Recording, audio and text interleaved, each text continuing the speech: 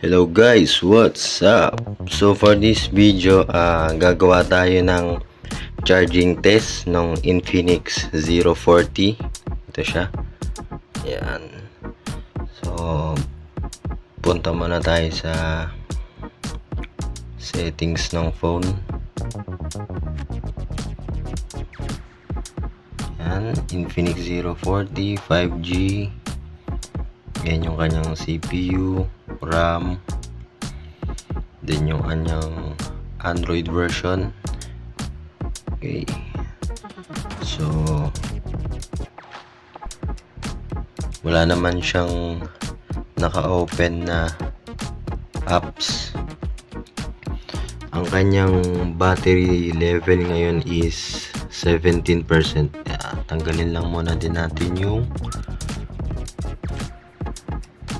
network signal. On lang natin tong airplane mode. Ayan. Para walang sagabal na magte-text or tatawag. So ngayon is nasa 17%. Pero bago natin simulan yung charging test, ito yung stock niya, yung Infinix na 45 watts adapter. Ito yung case na libre nung nakita nyo nung nag-unbox. Tas ito hindi to kasama eh. Pero papakita ko na rin sa inyo yung charging niya pag wireless. Pero hindi na natin siya tatapusin. Papakita ko lang sa inyo yung pinaka umpisa. So ito yung charging pad. Tapos ang slot naman nito is type C lang din. Parang katulad lang din sa adapter. Saksak lang natin. So ito yung stock.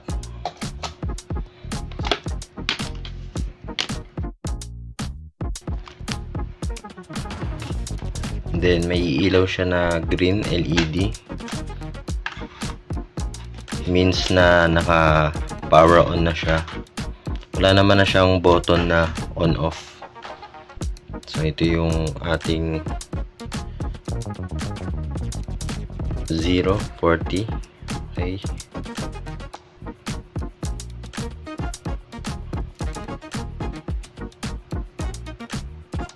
Yan. So nag-charging na siya. Makikita nyo naman dyan sa status, naka-indicate siya na wireless. Then try naman natin tong binigay na case, kung effective din ba. Yan. So ito yung libreng case. Try naman natin. So yun.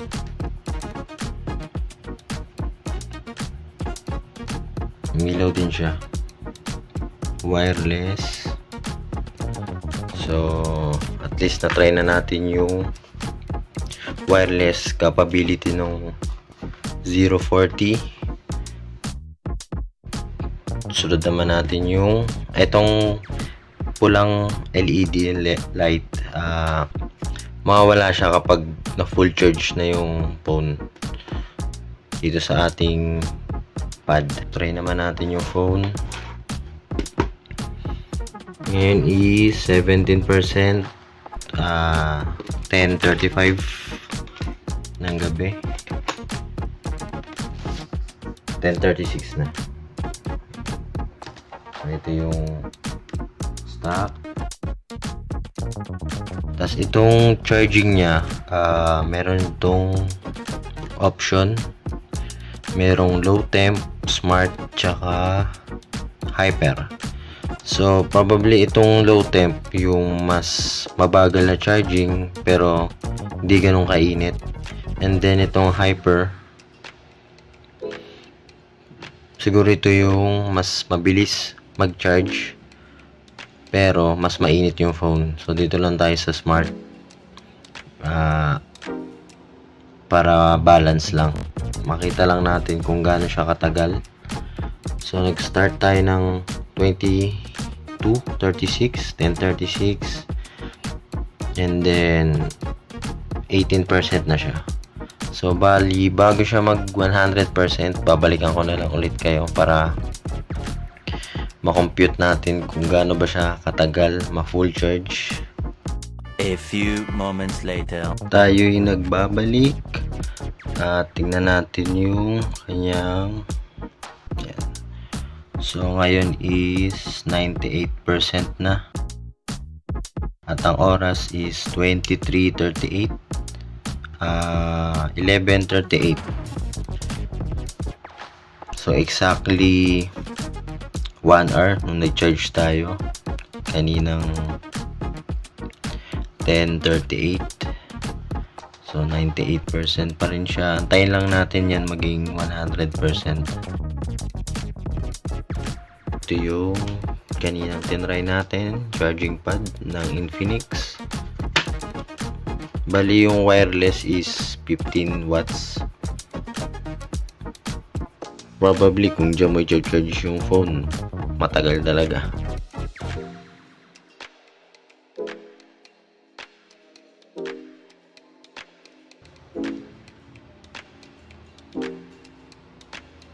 Yan.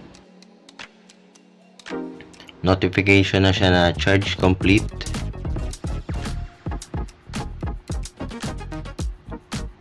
Your phone has been disconnected from the charging source automatically. So, meron siyang features na once na ma-fully charge natin yung phone, magdi-disconnect na siya ng kusa. Makikita nyo naman yan dito sa may bandang taas. Nawawala na yung parang charging icon. Okay, yan. So, lock na natin yung phone. And then yung oras is 23:41, 11:41. So, nag-start tayo ng 10:37, 10:38.